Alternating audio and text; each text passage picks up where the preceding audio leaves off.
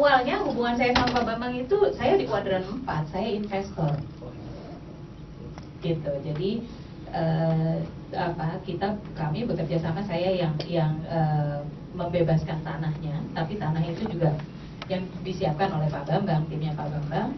Saya yang menyiapkan dana untuk pembebasan tanah itu.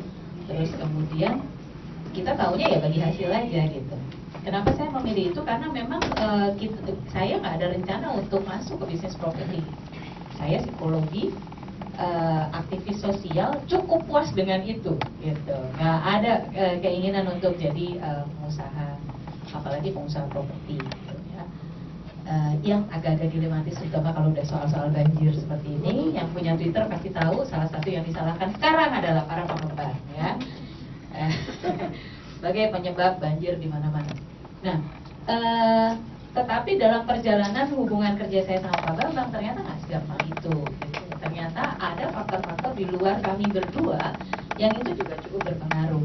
Nah, saya nggak tahu Bapak Ibu sekalian yang ada di sini nanti akan mengambil posisi apa sih, itu kan saya nggak tahu. Apakah mau investasi atau memang mau jadi developer atau mau apa gitu. Tapi yang saya belajar waktu itu adalah dengan Pak Bambang, banyak faktor yang itu juga sangat berpengaruh terhadap bisnis kita. Ya itu memang konsekuensi kalau kita bicara hidup ya maksudnya. Tetapi kalau kita ngomong bisnis ini pengaruh dari faktor luar itu sangat kuat, dan itu yang harus kita siapkan, istilahnya shock breakernya lah gitu. Saya belajar waktu itu dari proses kami bahwa yang namanya main cash flow itu berbahaya ketika kita tidak melengkapi itu dengan perhitungan yang matang, gitu ya. Bisnis properti, godaan untuk main cash flow itu besar sekali. Kenapa? Karena uang kita terima dari pembeli, gitu ya. Itu apalagi kalau kita punya investor untuk tanahnya, itu kan uang yang diterima DP itu sudah cukup untuk membangun kan di awal.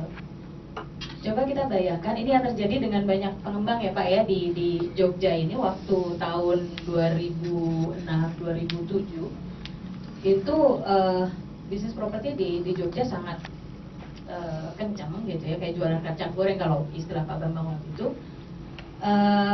Banyak orang yang tidak cukup matang secara financial intelligence gitu ya, itu akhirnya tergoda di sana.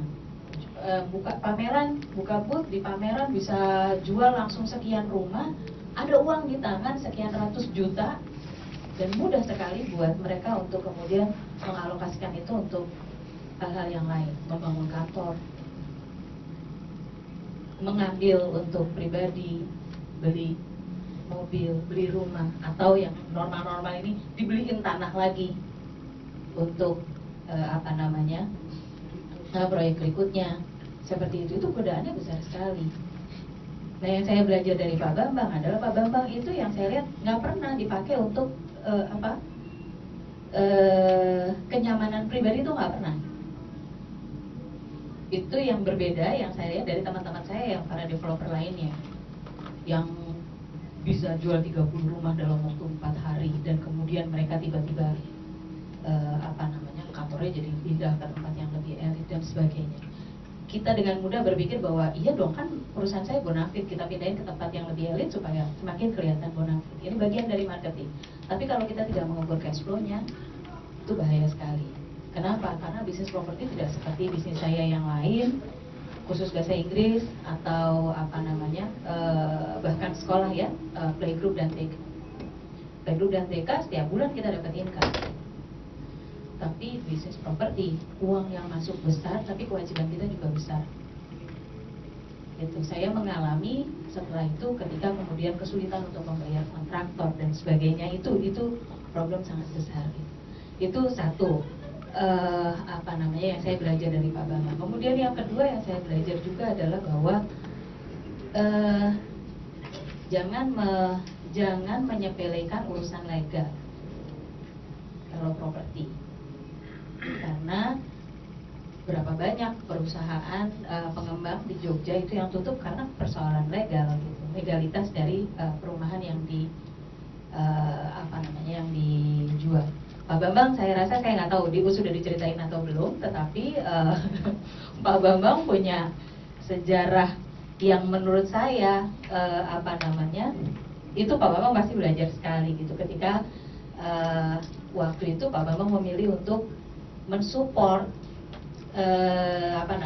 proses politik praktis yang terjadi gitu di sini di Sleman, dan ketika kemudian pecah hubungannya itu ternyata izin-izin juga kemudian ditahan oleh penguasa itu gitu.